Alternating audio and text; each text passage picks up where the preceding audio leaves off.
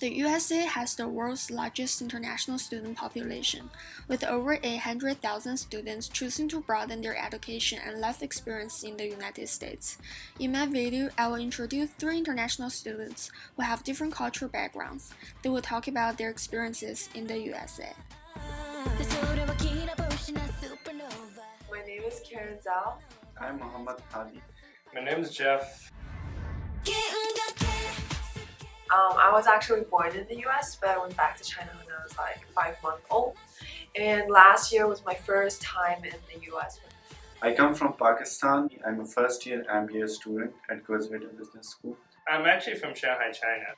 So firstly, I moved to Florida for a year. I actually studied in 80% African American high school. After that, I applied for United World College, which is located in Costa Rica. And I studied there for 2 years. One of the major difficulties is I miss my home back in China. US is a new environment for me. I'm trying to adapt to a lot of things, but like I can't help thinking about my family back home, in the food and my friends. So homesick. Firstly, which impacted me very immediately was the food habits here. I am a Muslim. I have certain dietary restrictions. So coming to the United States, I had to find halal food. Like in meat, we eat only certain kinds of meat. So it was kind of difficult for me. The culture difference that I felt here was in socializing. In Pakistan, I worked with an American company. I was used to their work ethics, the way they communicate there in Pakistan. I was comfortable in a business setting, but in a social setting, it was quite something different. Like in the United States, people mostly socializes in bars, but because I do not drink, I had this difficulty of going with them and having fun with them. So I was kind of restricted to a business connection, and it was kind of difficult for me to make good friends with Americans. I think I'm definitely more outgoing than a lot of Chinese students since like my type of background. I've been living abroad for a lot of years. I meet a lot of people through parties. That's not something usually Chinese international students do. But at the same time, I have my own limits. Still, I feel more comfortable among all the Chinese international students as we actually share the same culture, same childhood, we watched same cartoon and that type of things. I think Americanized this type of idea is only like foreign international students thinking that way. There's oh, you're so Americanized, but at the same time, they may be, especially for Asian country students, what they mean is you're very outgoing, you try to make friends, you typically talk a lot. It's not like a lot of Chinese international students are already doing a lot of Americanized stuff, whatever they think, such as using iPhone, watch football, basketball, but they didn't think in that way. The only time they think you're very Americanized is you're very outgoing, you go party a lot, and you drink a lot. That's the time they think you're Americanized. So I don't really agree with the idea of Americanized. It's just you do whatever you want and have fun, I guess. I use Facebook, YouTube, everyone uses it, and I use some Chinese media like 人人, Weibo, WeChat. 人人, it's like a Chinese Facebook, and Weibo is like a Chinese blogging website. And since Facebook got censored in China, so Weibo, 人人, and WeChat is the main way we can communicate with our families and friends back in China. And it's a relatively cheaper and easier way because like even my grandma knows how to use WeChat. And when I feel lonely here in the US, I post something on Facebook. I feel like it's a way to express my feeling and connect to people. Normally people will communicate with me, encourage me. Like that time when I feel really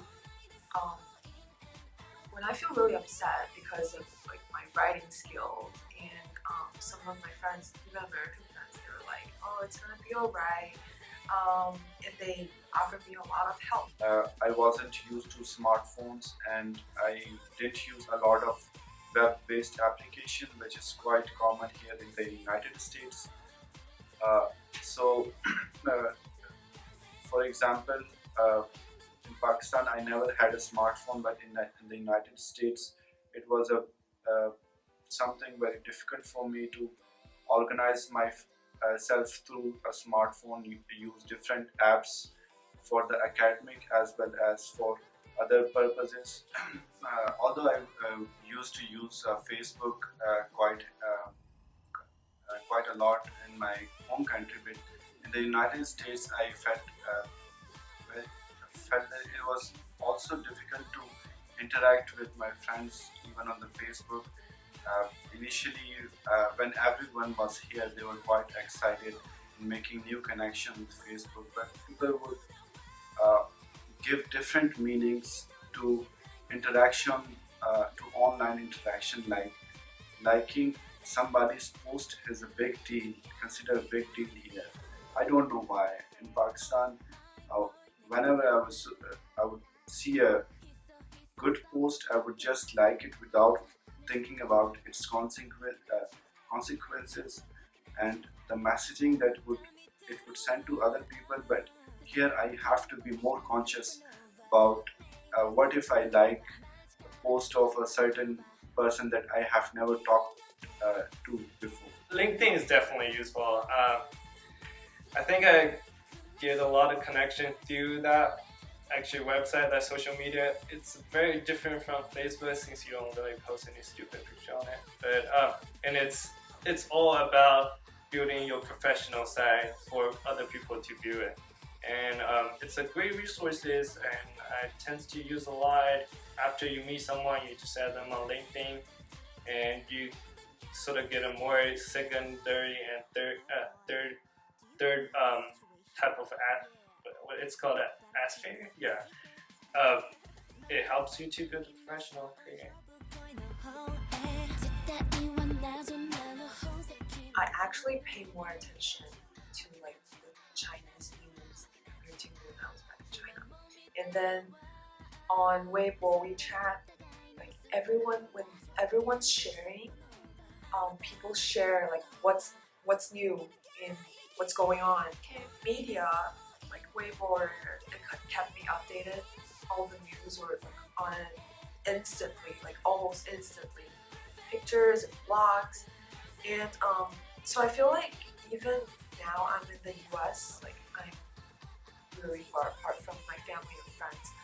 Even that, like media kept me updated with what's going on. It makes me feel better. And if I have any information which might be censored in China or anything, like I can provide it back to them. And so I feel like media is really helping my life here in the US. It definitely keep me in touch with a lot of friends. Like as I said, my high school is called United World College. We basically have 150 students from more than 90 nations. Without social media, that's probably impossible to keep in touch with them. And no way I can know my Norwegian friends in UK. Hang out with my friends from Africa, like one of the African countries. So it definitely keep me in loop with a lot of my friends' daily activity. A lot of international students have problems while adapting themselves in the US, such as socialization, food habits, and language problems. Especially compared to the international students from the West, Asian students who come from the collective society tend to experience greater culture shock. In most of the cases, social media has a positive impact on international students' life. It helps them connect with their friends and families, learn about American culture, and relieve their loneliness. Hope you have enjoyed the video.